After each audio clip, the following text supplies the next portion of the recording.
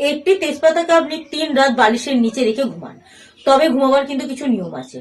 আপনি বৃহস্পতিবার দিন থেকে কাজটা শুরু করতে পারেন, রাতে রেখে দেবেন এবং 3 রাত কিন্তু এই তেজপাতাকে বালিশের নিচে থেকে বার করবেন না। তবে 3 রাত যখন ঘুমাতে যাবেন মনকে শান্ত রেখে 11 বার ওম নমো ভাগ্য বিদাহে নমঃ এই মন্ত্রটি 11 বার করে জপ করে 3 দিনই কিন্তু ঘুমাতে যাবেন।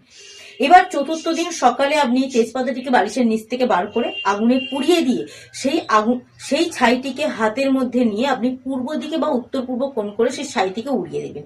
এতে কি হয়, আমাদের মনস্কামনা পূরণ হয় এবং যে সমস্ত ব্যক্তিরা রাতে ঘুমাতে যাওয়ার সময় নেতিবাচক চিন্তার মধ্যে মগ্ন থাকেন বা মানসিক চিন্তার মধ্যে থাকেন সেগুলো কিন্তু আপনার দূর হবে।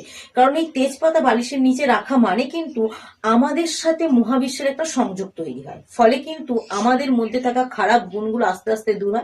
আর যদি চিন্তা ভাবনা ভালো হয় সেই চিন্তা ভাবনা কিন্তু খুব সহজেই পূরণ হতে শুরু করে।